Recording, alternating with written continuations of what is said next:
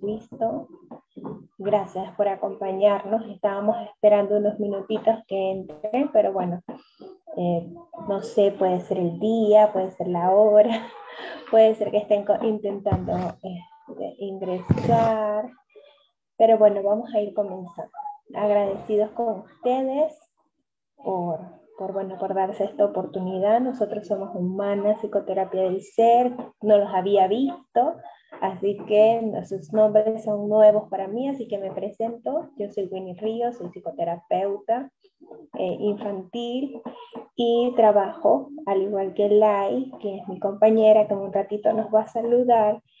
Nosotras trabajamos con niños con trastornos del neurodesarrollo.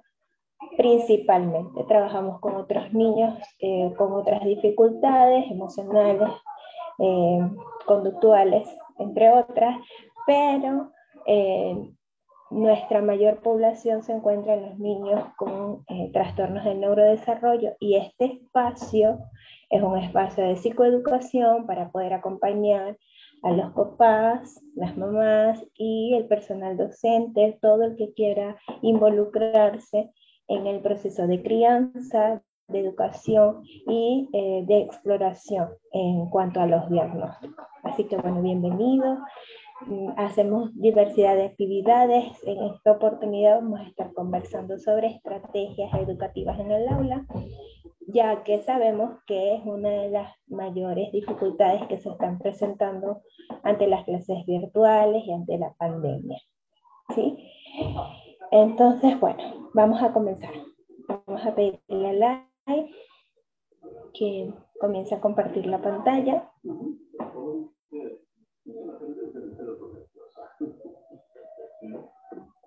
Y bien, entonces, bueno, como les decía, vamos a estar conversando sobre las estrategias educativas en el hogar.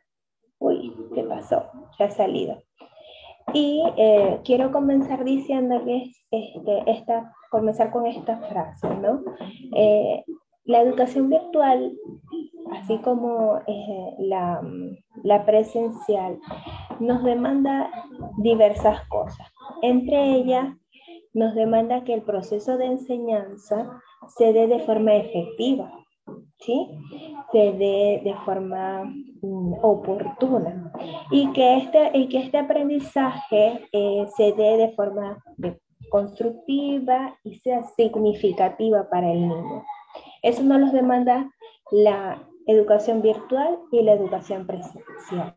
Sin embargo, la educación virtual tiene un elemento que se le suma, y en este caso es romper la barrera de la distancia. Y a eso lo llamamos humanizar la virtualidad. Humanizar la virtualidad no es más que hacernos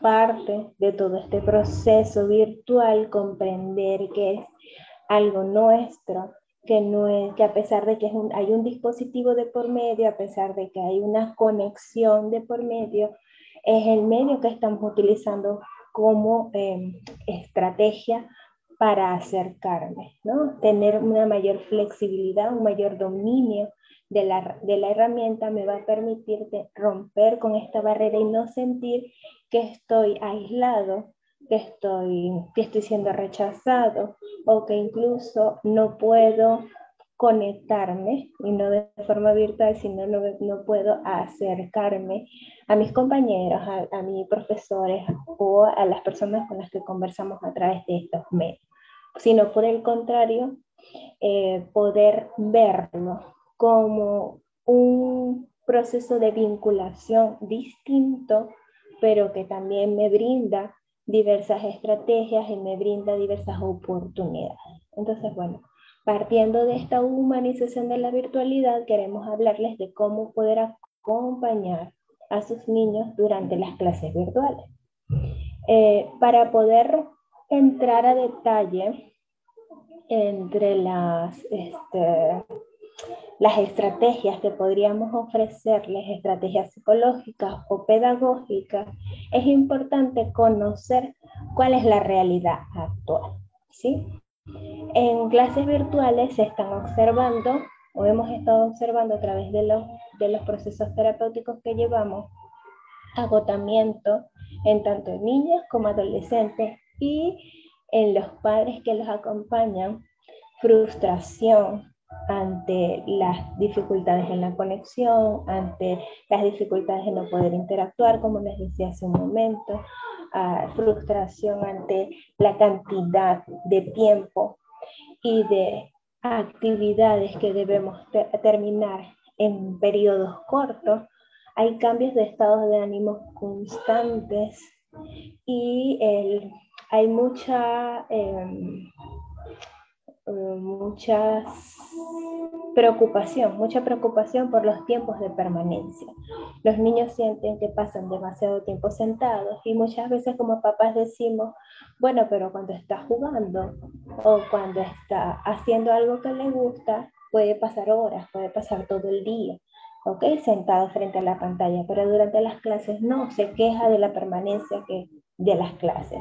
Y obviamente son situaciones distintas. ¿Por qué? Uno, por la motivación, por el gusto. Dos, por el gusto, porque no es algo de mi agrado, no es algo de mi elección. ¿Sí? Y tercero, que es una situación que genera que yo tenga toda la disposición física y mental para aprender, porque de eso que voy a estar observando tengo que dar respuestas o resultados. No es lo mismo un juego donde puedo divertirme y simplemente no tengo que memorizar, recordar, o si lo tengo que hacer es algo desde lo agradable y desde mi gusto, que aprender sobre algo que no ha sido de mi elección y que además de ello tengo que brindar respuestas a terceros. Eh, También hemos notado o hemos recibido padres con niños que tienen dificultades para relacionarse desde la empatía. Niños que, bueno, que se quejan y padres que le pueden comentar, es tu responsabilidad, tú lo tienes que hacer, ¿ok? O por el contrario, padres que no pueden estar presentes durante las clases virtuales porque trabajan o porque tienen otras responsabilidades y el niño se queja constantemente de esa falta de papá y tampoco hay una reciprocidad en la empatía. No puedo comprender o no puedo ponerme en el lugar de papá o de mamá, que también hay otras actividades y otras exigencias como adultos. Y por último, el abandono de la tarea, que creo que es la mayor de las quejas o de las respuestas que nos han dado hasta ahora. Los niños terminan por decir, no, no lo voy a hacer, o terminan queriéndose levantar. Entonces, bueno, debido a todas estas dificultades, que es una realidad que estamos viviendo, pensamos en ciertas estrategias que podrían utilizar ustedes para favorecer. No significa que todo esto se va a mejorar. Nivel inquietud motora, gracias Lai, nivel inquietud motora, en un nivel alto, perdón, de movilidad.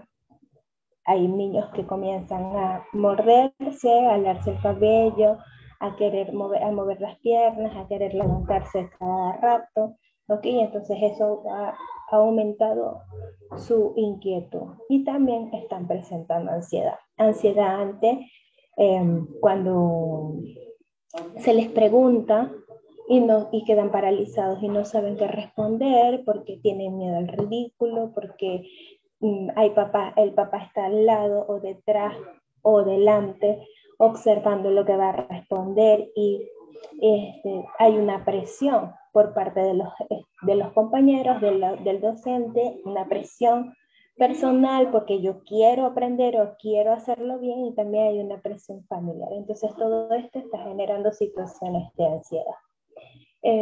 Bueno, les decía que la idea es que estas estrategias de las cuales vamos a abordar hoy, ustedes puedan aplicarlas para equilibrar todos estos procesos que acabamos de ver. No significa que todos van a eliminarse o van a mejorar al 100%, porque si están presentando dos o más de las indicaciones que hasta hace un momento les estaba nombrando, tal vez puedan necesitar la ayuda de algún especialista que les acompañe en esos procesos. pero la idea es que ustedes puedan comenzar a trabajar y verificar qué cosas estoy haciendo desde casa, porque estoy segura de que cada uno está haciendo algo desde ya, ha tomado decisiones, ha utilizado estrategias y puedan pues corroborar qué cosas estoy trabajando y qué necesito mejorar. Consideraciones básicas antes de utilizar las estrategias que vamos a plantearles el día de hoy. Bueno, aquí les traemos algunas de ellas. ¿Okay? Por ejemplo, tenemos que considerar la edad de nuestro hijo. Y cuando hablamos de edad, nos referimos a cuáles son aquellas características esperadas para mi niño. Sí, conocer qué puedo esperar de él, porque eso me va a permitir saber hasta dónde lo puedo acompañar o hasta dónde puedo exigirle. Por ejemplo, un niño de 3 años o un niño no vamos de 3 años, un niño de 5 años puede tener un nivel de atención de aproximadamente 1 hora. ¿Okay? Un niño de 5 años. Un niño de 8 años puede tener un nivel de atención mayor. Entonces, aparte de eso, otras características, gustos, preferencias, tiempo, qué tanta facilidad tiene para el uso de la electrónica. ¿Okay? Todas esas cosas, todas esas características van dentro de la edad. Es importante tenerlo en cuenta. Y si tenemos más de 2 niños en casa, comprender que uno no va a tener la misma capacidad o las mismas características que el otro, simplemente porque hay un desarrollo o un proceso evolutivo distinto en cada uno. El grado de independencia que tanto yo le he enseñado a mi niño o volviendo a las características de su edad, que tanto puede él lograr por sí mismo. Nos vamos a las tareas básicas del hogar. Si mi niño es capaz de comer solo, cepillarse los dientes solo, bañarse solo, vestirse solo, hacer esa diversidad, puede servirse agua solo, sin necesidad de, entonces ese va a ser un niño que va a poder tener mayor participación independiente en el proceso escolar. Es un niño que puede buscar sus útiles, puede ingresar a la sala, puede permanecer solo por un periodo de tiempo. Es un niño que puede comprender normas, es un niño que puede comprender instrucciones básicas o por lo menos de 2 instrucciones continuas. Pero un niño que tiene dificultades en esta independencia de tareas en el hogar, también va a reflejarlas a nivel escolar. Entonces esa es otra de las características que tenemos que considerar. La organización familiar, ¿con quién cuento? Yo estudiante o yo hijo, ¿con quién cuento en mi familia? ¿Será que todos los días mamá me puede acompañar? Y si mamá no me puede acompañar todos los días, ¿qué días me va a acompañar y qué días me va a acompañar otra persona? ¿No? ¿Cómo está estructurada mi organización? Y si realmente esa organización es funcional hacia lo que yo quiero. Porque, por ejemplo, una familia que trabaje, que los miembros, los padres trabajen de 8 de la mañana a 8 de la noche y el niño tenga que entrar solo, ¿ok? A clase, y yo además de que él tiene que entrar solo, lo he inscrito en un colegio donde ve 5 horas continuas de clase, eso va a traer como consecuencia dificultades en el aprendizaje. ¿Por qué? Porque la organización de la familia no es coherente.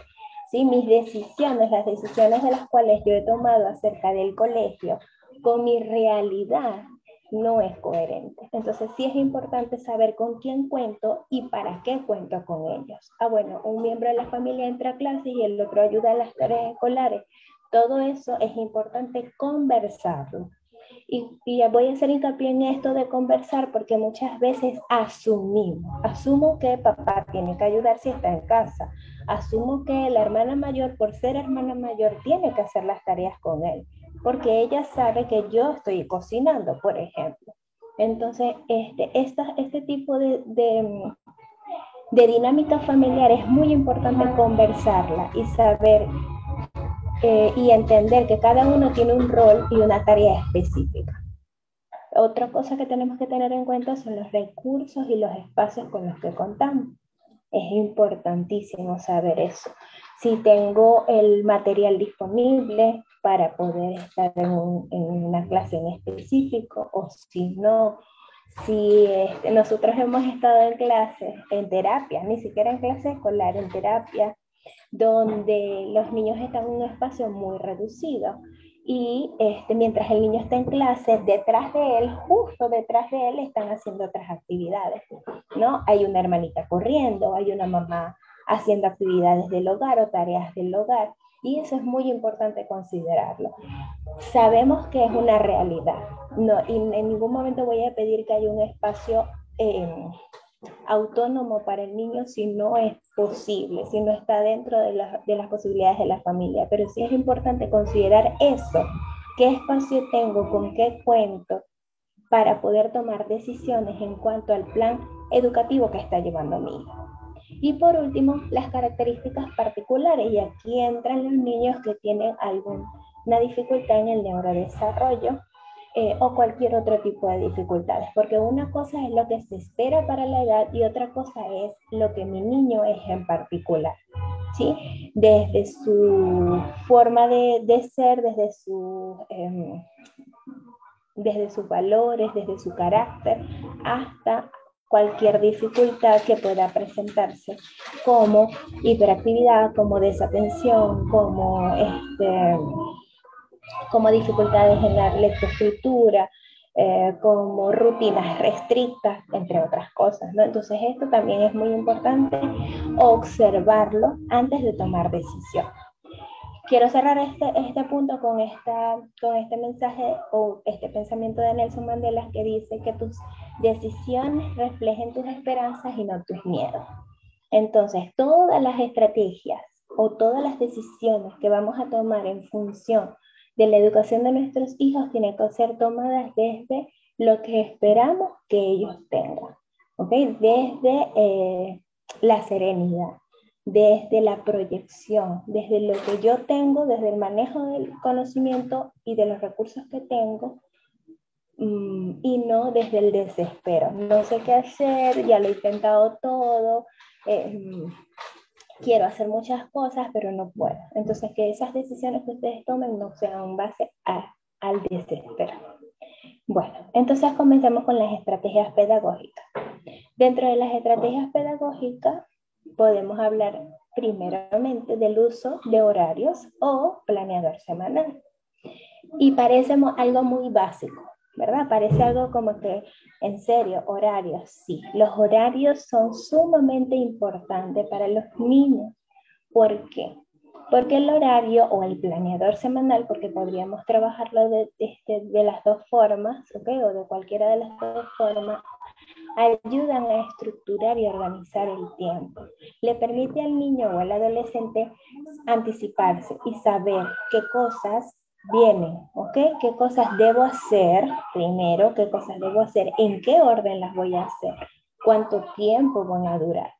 Para nosotros es mucho más fácil por la flexibilidad cognitiva y por la facilidad de organización de tareas que tenemos, pero para los niños que están en el proceso de desarrollo de estas funciones ejecutivas es mucho más complejo.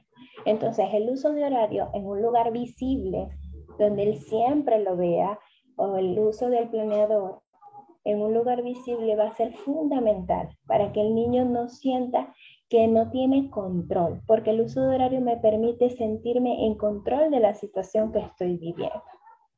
Hay otro recurso que se puede utilizar que no es un horario, que es el Canva. El Canva es una estrategia que se utiliza sobre todo en las cadenas de producción, y lo que permite es controlar el avance del trabajo.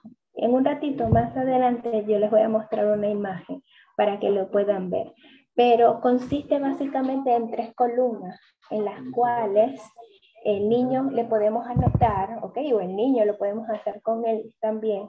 Le vamos a colocar todas las actividades que él tiene que hacer, ¿ok? Ya en este caso no es no es horario, no nos referimos a las clases en específico que va a ingresar o sus tareas en específico que siempre cumple, sino con las tareas que surgen en el día a día.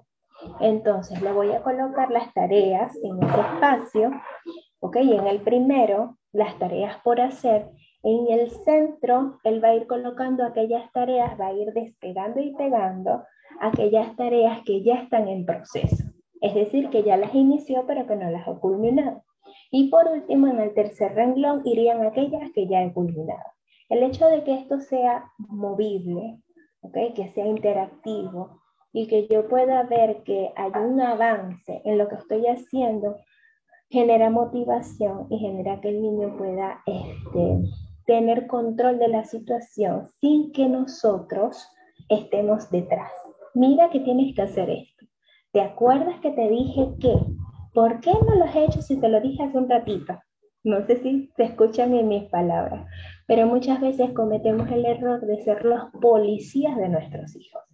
Y el uso de horarios y el Canva en este caso me van a permitir hacer este proceso de acompañamiento, pero sin volverme la policía o el policía de mi hijo, sino dándole la oportunidad de que él pueda realizarlas de forma independiente. Otro de los elementos que tenemos que utilizar dentro de las estrategias pedagógicas es el material didáctico básico. Y voy otra vez. Gracias, Natalie, te sientes identificada. A mí también me ha pasado en algún momento. Así que como acompañante, como terapeuta y como mamá, les estoy brindando esta información. Fíjense, voy con otro ejemplo, como les decía. No sé si en algún momento les ha pasado que dicen, pero es que yo le he comprado todos los útiles escolares a Pedrito, a Mateo, que es el nombre de mi hijo, a Mateo, y él no los utiliza, o los pierde, o decimos, yo le he comprado todos los útiles que la maestra pidió y ahí están, nuevecitos, no los utiliza. O también podemos decir, los utiliza para jugar, o siempre hacemos referencia a esos útiles escolares. En este caso, yo no quiero hablar de útiles escolares específicamente, sino que hay una diferencia entre un útil escolar y un material didáctico. Un útil escolar es todo lo que nos piden en la lista, ¿ok? En esa lista que nos da el colegio y que el niño va a utilizar en el día a día. Sus colores, su cuaderno, su diccionario, etcétera, ¿no? Esas cosas básicas, las reglas, esas cosas básicas son las que son útiles escolares y que el niño tiene que utilizar. Ahora bien, ¿cuáles son los materiales didácticos? Los materiales didácticos son aquellos recursos que yo utilizo, yo mamá, en el caso de colegio, yo docente, ¿no? Pero en este caso que estamos nosotros cumpliendo el rol de docente, yo mamá o yo papá, utilizo para acompañar el proceso de aprendizaje de mi hijo. Entonces, un material didáctico no es para el niño. Un material didáctico es para el adulto que lo está acompañando. ¿Y qué me va a ayudar? ¿En qué me va a ayudar el material didáctico? En interesarlo, ¿okay? En enfocar su atención, en que él retenga más fácilmente sus conocimientos, en que él pueda tener, en que nuestro niño pueda tener procesos de estimulación desde las sensaciones, porque no es lo mismo aprender viendo una pantalla estática o una hoja estática que manipularlo, que olerlo, que probarlo. Entonces me va a permitir otras estimulaciones sensoriales. Va a fomentar que el niño participe en el aprendizaje y no se quede así mirándome como si yo estuviese hablando de otra cosa que no tiene ni idea.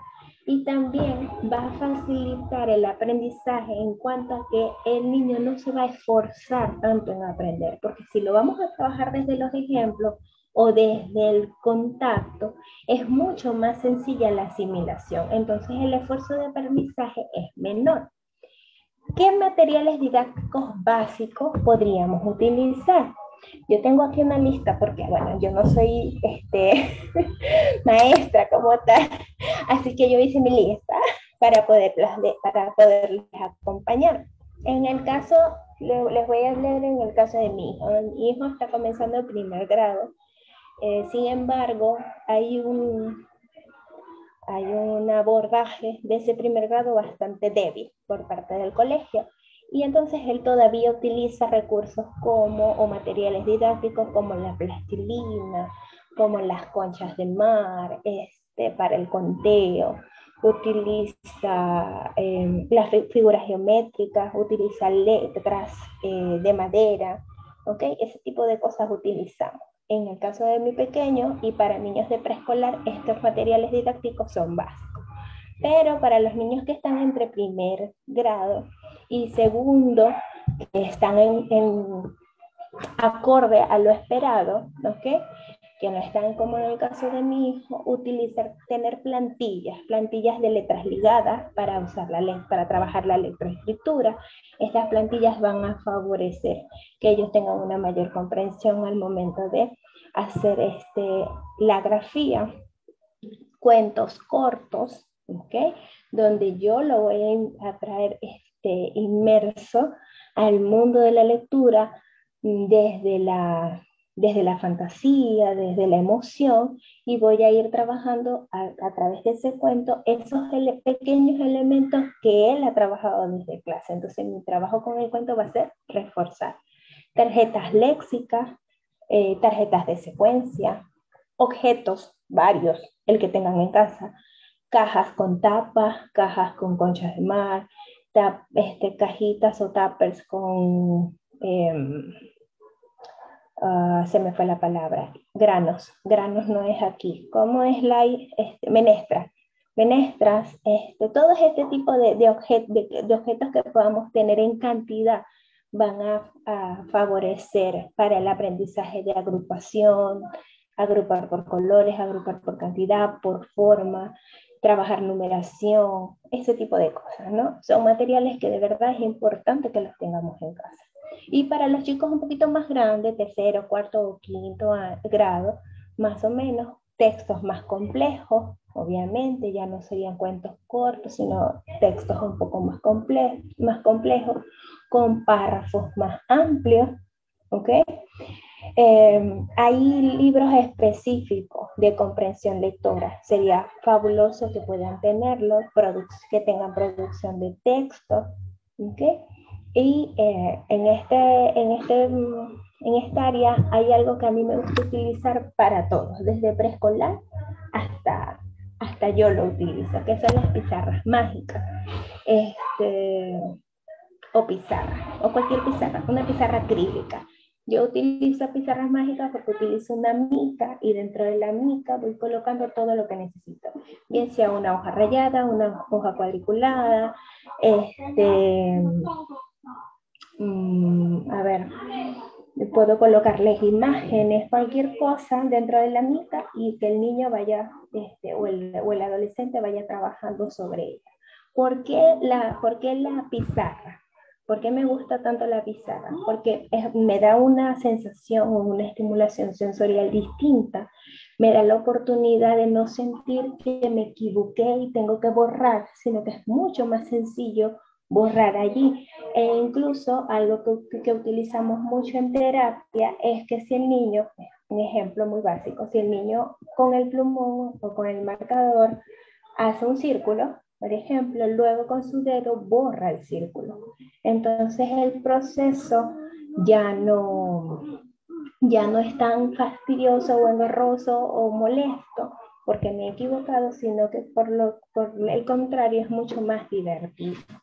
Es cierto, ganchos, tapas, frijoles, todas estas cosas son favorables e incluso me comentaban, creo que decían bloques. Los legos, ahorita acá no tengo, discúlpenme, acá no tengo, pero los legos ustedes saben que tienen dos soportes o dos ganchitos o tienen tres, ¿ok? Si vamos a utilizar, vamos a trabajar el aprendizaje, por ejemplo, de palabras, separación de sílabas, yo puedo utilizar el que tiene dos y decir mesa, colocar en el Lego mesa. No sé si me estoy explicando. O si me busco el que tiene 3 o 4, palabras que tengan 3 o 4. O para trabajar numeración también. Entonces, todas estas actividades, como les digo, lo importante es lo que tengamos a la mano, el recurso que tengamos a la mano, pero no para dárselo al niño y que el niño juegue con él, o se divierta con él, o trabaje con él, sino cómo va a ser nuestra intencionalidad de ese material para acompañarlo en su proceso. Hacemos la. Okay. Y otra de las estrategias que vamos a utilizar, que más allá de recursos o de objetos tangibles, es la revisión a la hora de la tarea. ¿Qué vamos a hacer cuando nuestros niños tengan una tarea?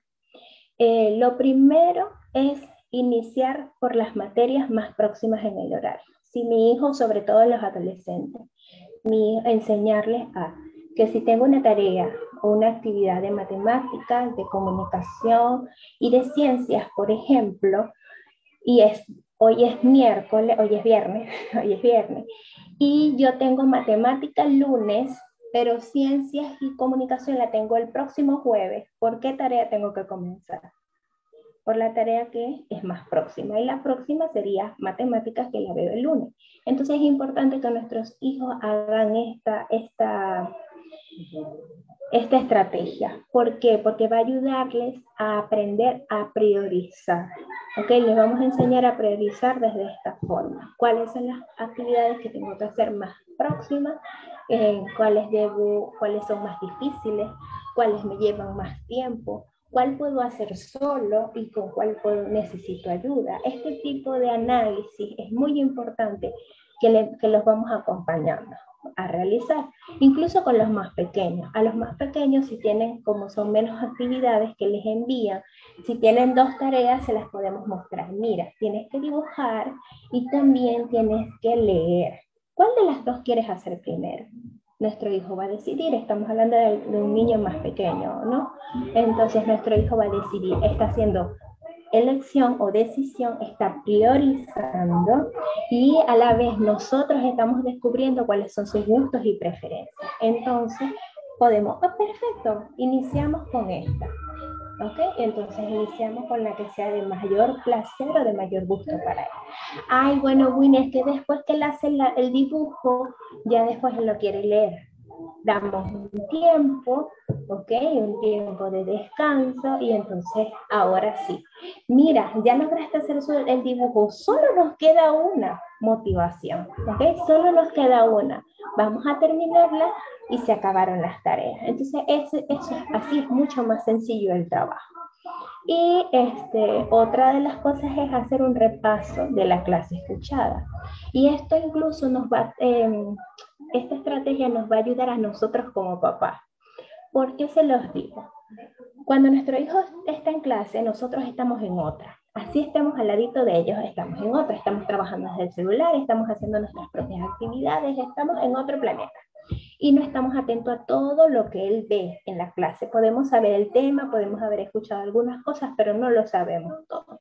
Entonces, a veces asumimos que nuestros hijos recuerdan absolutamente todo lo que la profesora o el profesor explicó, y no es así. ¿Por qué? Porque simplemente somos humanos y no podemos recordar absolutamente todo.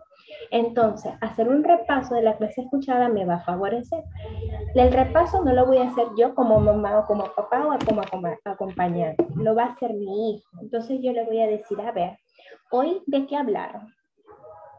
Hoy hablaron sobre la comunicación asertiva. Muy bien. ¿Y qué explica? ¿Qué explicó la profesora? Entonces, cuando él me hace un repaso, un recuento de la clase, yo voy a saber qué aprendió y qué tengo que reforzar. Y eso me va a ayudar a la hora de la tarea y poderle decir, mira, tú lo habías entendido así, pero no es de esta forma, es de esta otra. Vamos a comenzar por acá. ¿Okay? O, mira, lo has comprendido muy bien. Ahora tienes que hacer esta tarea. ¿Cómo sería? Cuando nosotros ayudamos a que nuestros hijos recuerden la información, entonces es mucho más sencillo para ellos centrarse en la tarea que tienen que hacer. Entonces ellos pueden observar y decir, bueno, tengo que hacer esto y esto. Perfecto, hazlo. Entonces ya solamente estamos en el proceso de acompañamiento. y no tocándonos la cabeza para que él pueda avanzar rápidamente. Entonces, a la hora de la tarea, estas dos actividades. Iniciar por las materias más próximas en el horario y hacer un repaso de la clase escuchada. Hagamos like. Ahora sí, los voy a dejar con like. Buenas noches. Es importante también considerar el área menos tangible, si se quiere, que es el área psicológica, que es la que implica la motivación, el área emocional, cómo me siento, qué es lo que puedo hacer, y que la motivación no es solamente qué tanta energía tengo dispuesta para hacer algo, sino más bien cómo puedo hacer un uso mucho más eficaz y más efectivo de esa energía, sobre todo cuando soy pequeñito. Entonces creo que las estrategias psicológicas favorecen el que nosotros hagamos un uso consciente de nuestros recursos personales, más que los cognitivos, como sería en el caso de las estrategias pedagógicas. En este caso, hay cuatro estrategias psicológicas que les voy a presentar. El enfoque en objetivos tiene que ver con pensar en función de la realidad, porque hay muchas expectativas y las expectativas son tan altas que generan frustración. Por ejemplo, no se puede esperar que el rendimiento de un niño sea igual en estos 2 años escolares que está teniendo virtualmente a como lo había tenido en años escolares anteriores. Primero porque el contexto es diferente, el estado emocional es diferente, las situaciones de estrés son distintas y lo que se ha tenido que enfrentar es sumamente difícil. Por lo tanto, su rendimiento va a cambiar. Entonces yo no puedo seguir planteando objetivos en el tienes que ser el primero de la clase, sacar A, tener 20 puntos. Porque esos objetivos, en vez de contribuir a generar buenos resultados, pueden contribuir a la frustración y al abandono. Entonces creo que establecer objetivos claros, y ya les voy a explicar un método para establecer objetivos, es importante a la hora de poder nosotros tener estrategias psicológicas que sean conscientes. Los objetivos tienen varias características y la primera de ellas es que sea observable, es decir, que sea alcanzable a través de la conducta del niño, que lo podamos ver. Un objetivo no puede ser que el niño permanezca tranquilo todo el horario escolar, porque su edad no se lo permite, por ejemplo, si son niños menores de 10 años. Su edad no le permite permanecer 4 o 5 horas sentado sin moverse. Segundo, porque necesita moverse para poder aprender, porque el niño aprende a través del uso de su cuerpo. Y por último, porque en definitiva no es ni mejor ni peor el hecho de que el niño tenga, perdón, haga uso de su cuerpo. Entonces, el enfoque para objetivos es primero tener consciente de qué es lo que quiero, cuándo lo quiero, cómo lo quiero, y que estos objetivos no estén orientados a las expectativas del adulto, sino a la realidad del niño. Lai, disculpa que te interrumpa, pero yo escucho un eco muy fuerte. No sé si las otras personas también, y está muy distorsionada tu voz. No sé si alguien podría, sí, entonces no sé si... ¿Ustedes también lo escuchan? ¿Ustedes la escuchan así o soy solo yo? Se escucha un eco, ¿no? Qué raro. Porque he estado toda la tarde con la computadora y no se ha escuchado. Y ahora, ¿me escuchan igual? Está complicado porque si se escucha el eco, entonces tengo que reiniciar. Entonces tenemos que reiniciar la máquina. Entonces, y si, disculpa que te... O sea, no sé si puedes ingresar desde tu celular y tienes dos. Ajá. Desde tu celular podría ser. Aunque sea el audio de tu celular. Podría ser. Lo voy a intentar. Chévere. Pero puedes trabajar con ellos la motivación mientras lo intento. Sí, sí, claro que sí. bueno, Lai les comentaba sobre el enfoque en objetivos y si es cierto, tiene que ser medible, tiene que ser real, tiene que ser basado en las necesidades del niño y estos objetivos no pueden abarcar todo. Es decir, yo no puedo tener un único objetivo durante la clase. Yo puedo tener alcances emocionales, ¿sí? Que el niño, mi objetivo es evitar la frustración, por ejemplo, durante la clase de matemática, porque es la clase que le genera mayor frustración. Entonces, mi objetivo es ese, ¿qué recursos voy a utilizar para alcanzar ese objetivo? Alcanzar, pueden ser objetivos basados en conducta o pueden ser objetivos educativos. Entonces, es importante poder diferenciarlo y reconocer que no, un niño no puede ser, no puede alcanzar toda la perfección. En este caso, Lai les había comentado que les va a explicar un método en un ratito y bueno, ya se los vamos a decir. Bueno, la motivación en otro... Hoy, a ver, ya. Lai, has dejado de compartir. No, sí, dejé de compartir porque estoy desde el teléfono y entonces tengo que silenciar.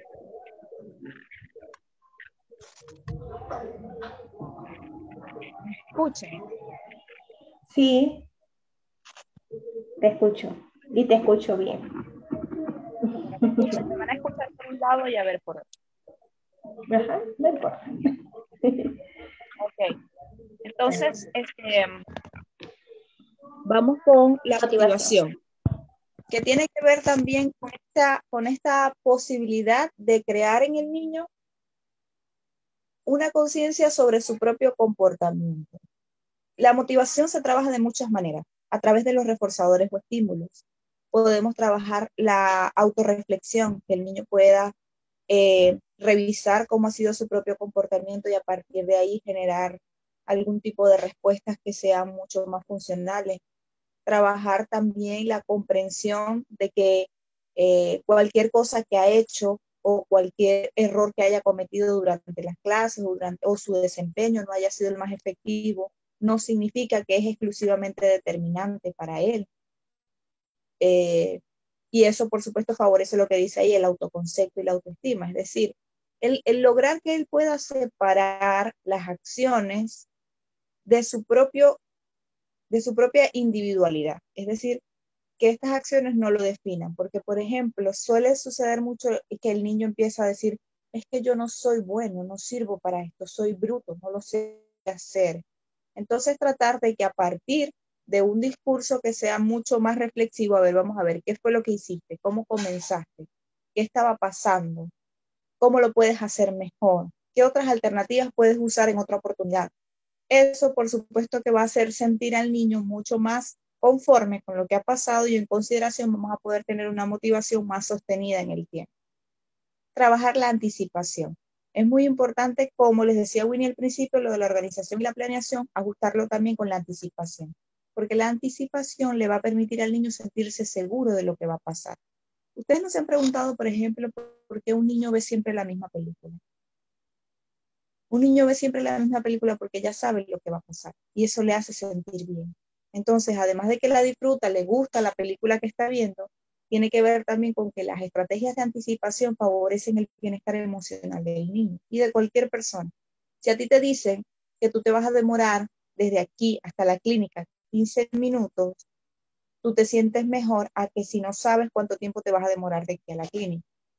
Entonces, la anticipación debe ser clara, contundente y respetuosa en el sentido de poder informar y poder preparar el ambiente, no solamente los materiales, preparar el ambiente para que, por supuesto, podamos tener un mejor desempeño. Y la comunicación, que creo que es el vehículo más importante para establecer vínculos sanos, sobre todo ahora que las mamás están siendo docentes y que a veces estas tareas les tienen los pelos de punta porque no saben qué hacer. Tratar de tomar conciencia de cuándo pueden, cuándo no. Y cuando no, tener la humanidad y la humildad de retirarse. No puedo en este momento, de verdad no sé qué hacer, me vuelve loca esto, no lo puedo manejar. Y poder delegar esta tarea a otra persona que le esté acompañando. Por eso es muy importante crear redes de apoyo cuando estamos trabajando con los niños. La comunicación abierta, efectiva y bilateral tiene que ver también con la importancia de escuchar lo que él nos tiene que decir, de escuchar lo que el docente nos tiene que decir y de que él también tenga la posibilidad de escucharnos y no desde la queja, sino desde conscientemente qué es lo que está sucediendo, desde la descripción, desde cómo fue que están pasando los hechos y cómo podemos hacer para que las cosas mejoren. Uno de los elementos que más se ha visto, eh, si se quiere, fracturado ha sido este tema de la comunicación. Hay muchos más gritos, hay muchos más determinismo. Lo tienes que hacer porque sí, porque yo soy tu mamá, porque yo soy tu papá. Y ya sabemos que ninguno de estos discursos funciona si no tenemos un lenguaje que realmente sea coherente y asertivo. Entonces creo que estos 4 elementos psicológicos que pareciera que están escondidos detrás de lo que les acaba de decir puntualmente Winnie, que son como tareas muy observables, las estrategias pedagógicas no tuvieran lugar si las psicológicas no están presentes. Otras estrategias que tienen que ver también con el tema de la comunicación es la negociación.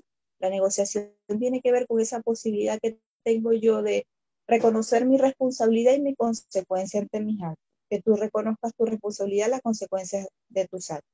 Que tú reconozcas cuáles son las normas y que reconozcas cómo se dinamiza esta norma para nosotros poder establecer negociaciones que sean conscientes. Una negociación no es tienes que hacerlo porque yo lo digo. Eso no es una de negociación, eso es un determinismo. O sea, lo determino yo de esa manera y es así. Y eso es impositivo.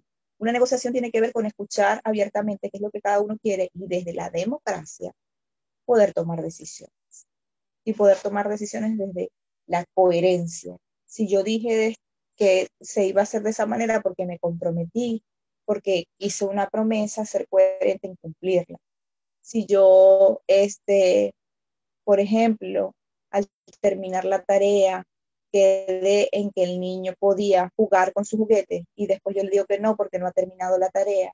Entonces allí tenemos que pensar cómo estamos manejando nuestro discurso, cómo podemos reorientar esa instrucción que estemos dando donde cada uno se sienta cómodo y sobre todo se construya un aprendizaje a partir de esa conversación.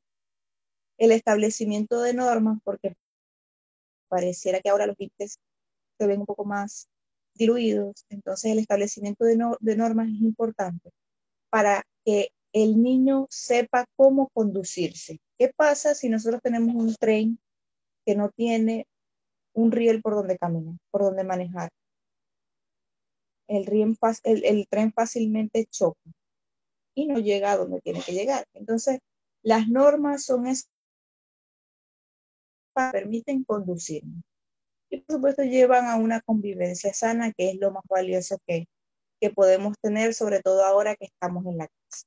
Este es un ejemplo de un planeador, es mi planeador, donde aquí el niño tiene un conjunto de hábitos que va colocando todos los días y a partir de eso, abajo, él tiene la posibilidad de hacer una autoevaluación. Es decir, no se trata solamente de cómo lo hice durante el día, sino de que yo mismo me pueda evaluar. Aquí en cómo lo hice, él tiene unas tarjetas que va a colocar donde dice, muy bien, puedo mejorar, sigue adelante, que es cualitativo.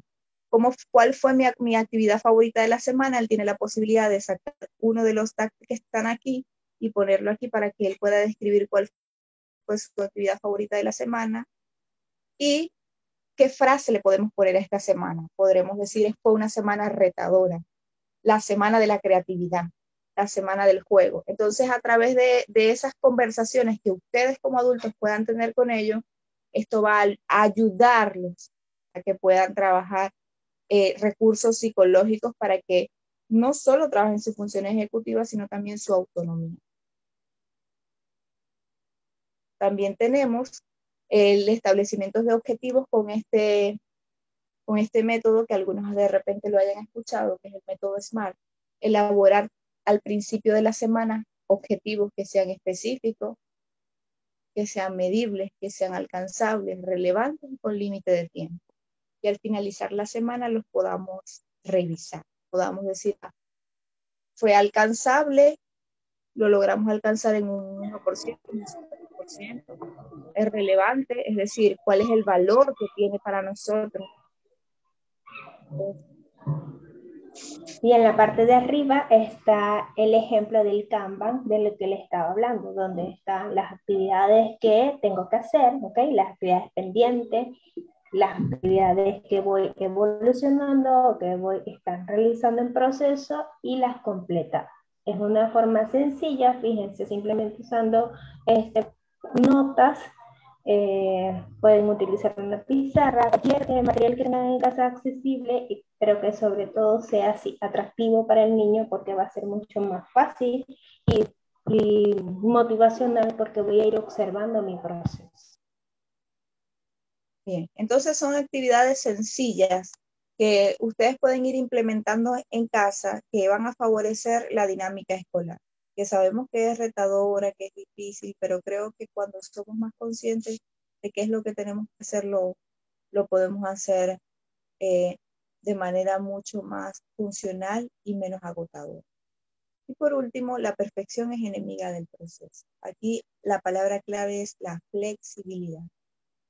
La flexibilidad, la conciencia, la capacidad de decir no puedo, la capacidad de ser coherente con propios estados emocionales. Si yo estoy cansado porque tengo un trabajo agotador, es difícil que yo pueda acompañar a mi hijo de una manera al 100%, de una manera funcional. Entonces, es importante que yo establezca también las prioridades, que yo pueda jerarquizar mis propias necesidades y así poder hacer un acompañamiento mucho más humano.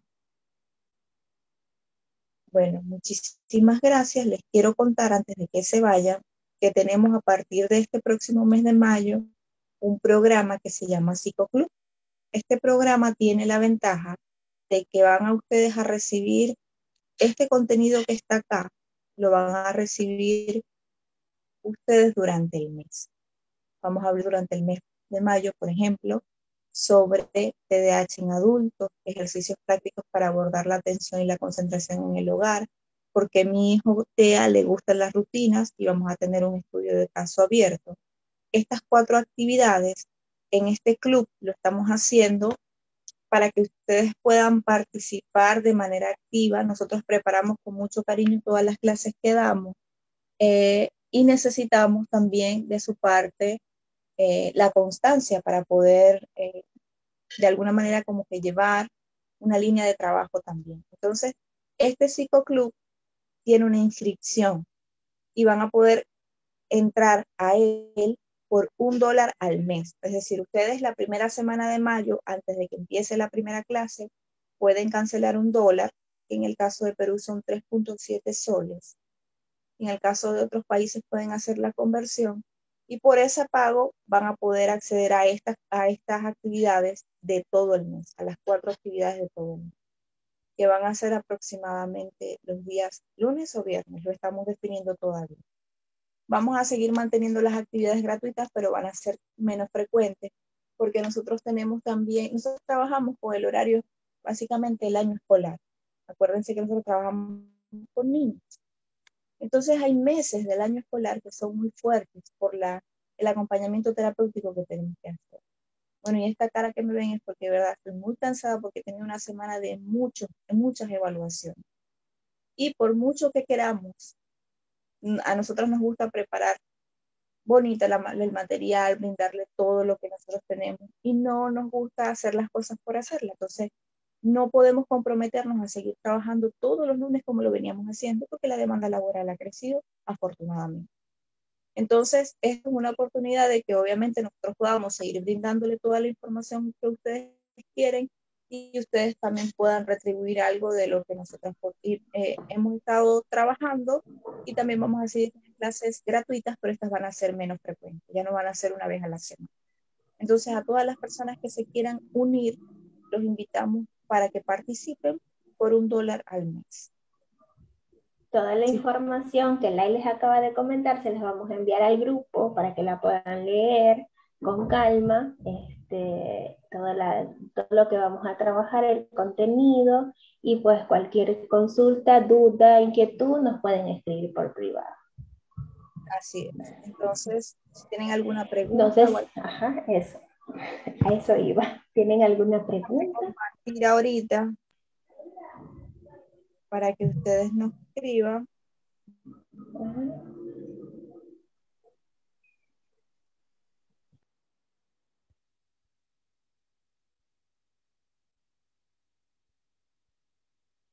Dice Ale. Hola, buenas noches. Yo tengo una duda. Tengo un niño que solo trabaja cuando se le compra o regala algo. Y cuando no es de esa manera, no quiere trabajar. ¿Qué puedo hacer? No sé si quieres responder. Yo estaba leyendo la pregunta y no me había dado cuenta que estaba con el micrófono desactivado.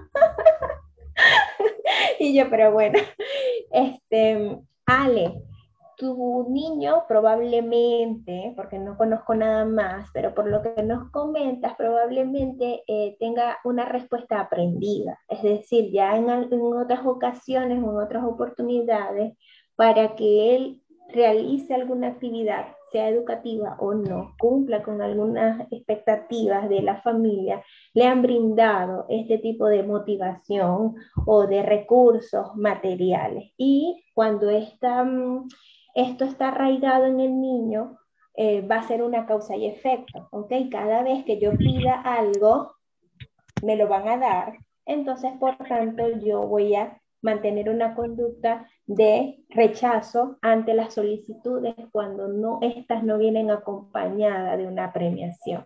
Las premiaciones nosotras las trabajamos con pincita, con mucho cuidado. ¿Por qué? Porque traen dificultades conductuales como las que estás conversando. Entonces, siempre que se utiliza estrategias de motivación o de afianzamiento de conducta a través de este tipo de recursos, es importante que lo hagas acompañado de un especialista. Ahora que ya lo has hecho, porque probablemente sea así, y si no, corrígeme, y ya la situación ha traído que tu niño tenga esta conducta aprendida, lo más recomendable es la eliminación de este estímulo.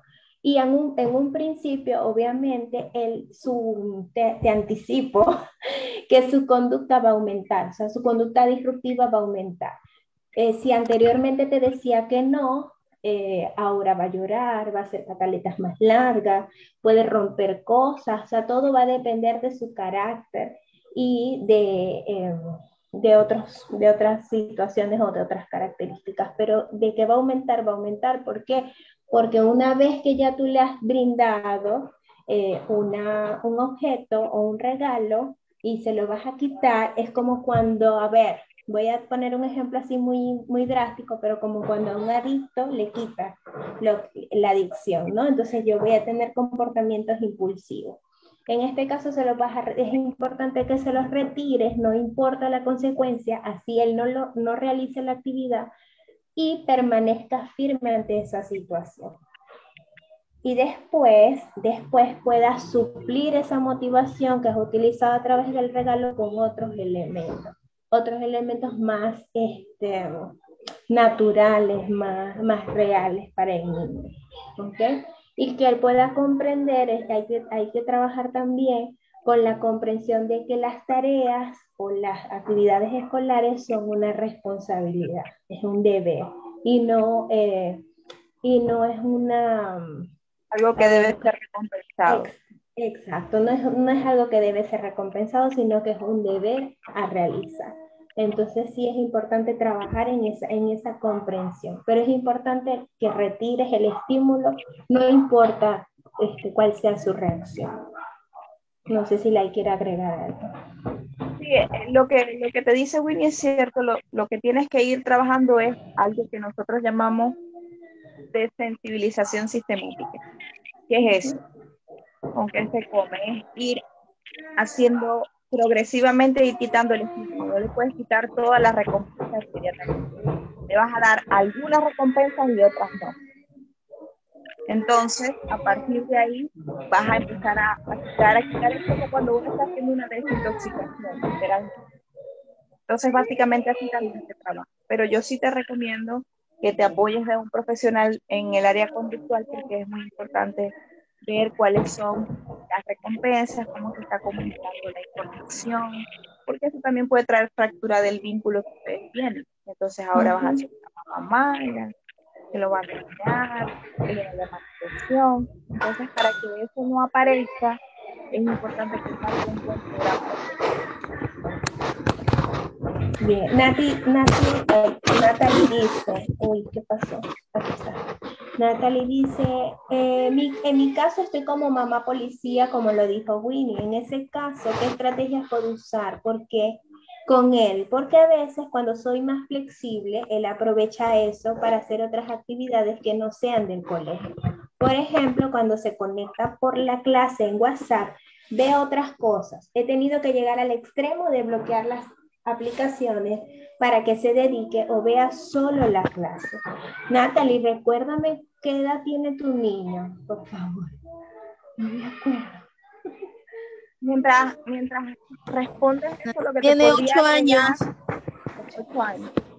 Sí, en agosto cumple 9, está en tercer grado. A ver. Bien. En este caso, el Canva sería bueno poderlo trabajar con él porque tiene una edad acorde para poder realizar tareas en específico. Puedes utilizar el Canva.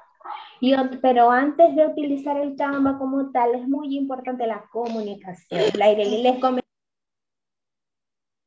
Winnie, te desactivé el audio. Lo siento. Tranquila. Laireli les comentaba que no hay ninguna estrategia pedagógica que no tenga como respaldo una estrategia psicológica.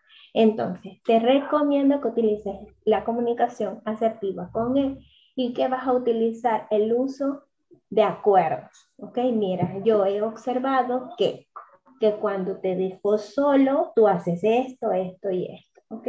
Y escucharlo. ¿Qué tiene él para decirte? Bueno, mamá, es que la clase es aburrida. O sea, él probablemente te vaya a mostrar su posición, que no significa que aunque para nosotros sea insignificante, no significa que lo sea, ¿ok? Porque para el niño sí es importante. Entonces, escucharlo con empatía y poder llegar a acuerdos desde eso que él te está comentando. ¿Ok? Bueno, yo sé que la clase es aburrida, ¿qué podríamos hacer? Entonces, anotar ciertos acuerdos y que él sienta que realmente hay un compromiso. Y una vez realizado este proceso, te recomiendo utilizar el Canva para que puedan ver el proceso y que él recuerde lo que tiene que hacer. Porque a veces el problema con nosotras las mamás policías es que les decimos todas las cosas que los niños tienen que hacer o le vamos diciendo una por una y las tareas las tenemos nosotras en la mente. Entonces, como el niño no tiene control de lo que va a pasar, eso hace que su atención se dirija hacia otras cosas. Entonces, el Canva te va a favorecer porque él va a poder ver sus tareas de forma visible y no van a estar estáticas, sino que él va a poder hacer uso de ellas y comprender cuáles le faltan y cuáles ha alcanzado.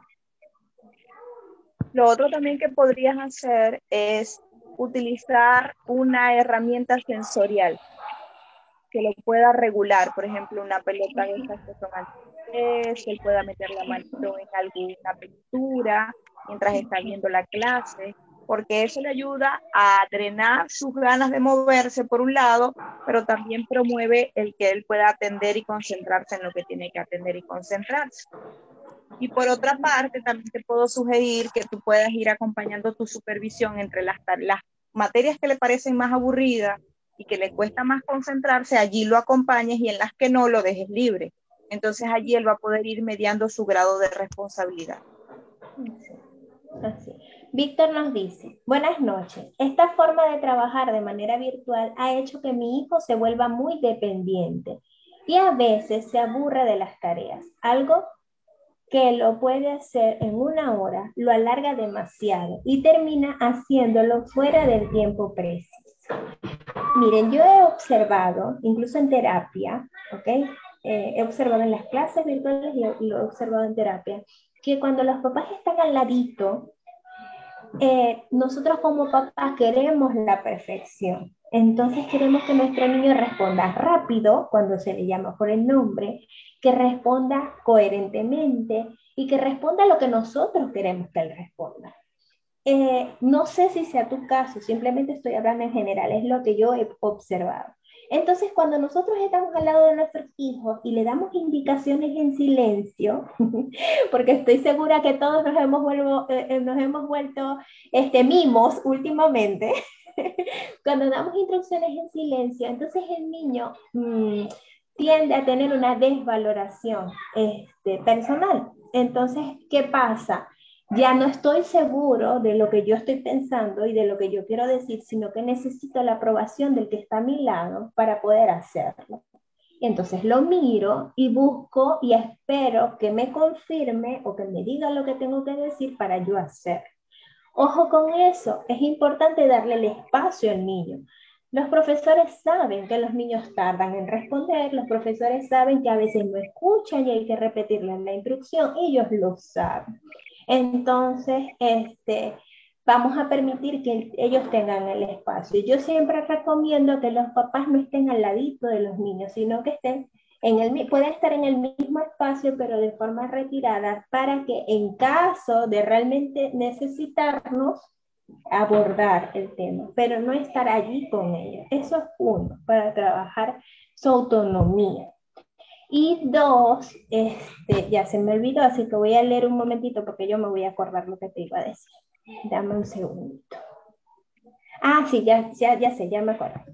Te recomiendo mucho utilizar temporizadores. Utilizar temporizadores favorece a los tiempos de trabajo.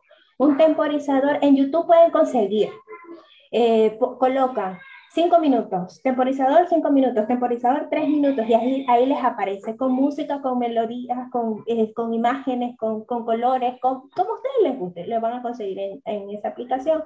También pueden ser un reloj de arena, puede ser una alarma, cualquier cosa que ustedes puedan utilizar como recursos para temporizar el tiempo, la tarea, temporizar la tarea. Es importante. Eso va a ayudar a que el niño se centre, porque los niños muchas veces no tienen control y no lo tienen en las actividades que no me gustan, como por ejemplo cuando me tengo que comer algo que no quiero, juego, y se pueden pasar 3 horas y sigo allí.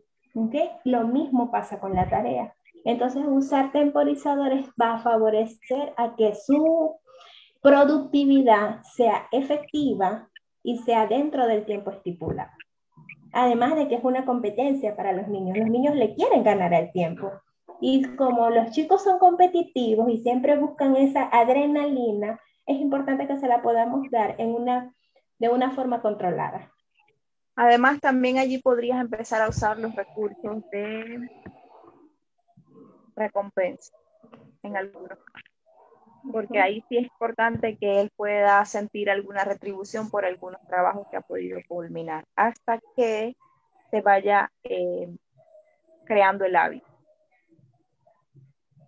¿Y qué más? Natalie dice, sí, solo puedo supervisarlo porque la profesora no quiere que se le ayude y quiere que ellos tengan independencia en hacer la tarea y saber cómo están ellos, se han entendido, se han aprendido. Ya después que ella revisa si hay corrección, ella le llama y le explica y yo ahí recién le doy los ejemplos y le explico. Perfecto. Ya, Natalie, ya te dimos algunas sugerencias con respecto al trabajo con tu niño, pero yo insisto en que de repente puedas consultar con alguien el tema conductual en específico. Bien, si no tienen más preguntas, más dudas sobre el tema, recuerden lo de nuestro psicoclub. Los esperamos en la próxima. Y Winnie les va a enviar por el grupo toda la información sobre el psicoclub. Muchas gracias a todos. Muchísimas gracias a todos. Nos encantó verles, les extrañábamos, de verdad. Hacía falta este espacio. Que tengan una linda noche. Cuídense mucho. Un abrazo. Chao.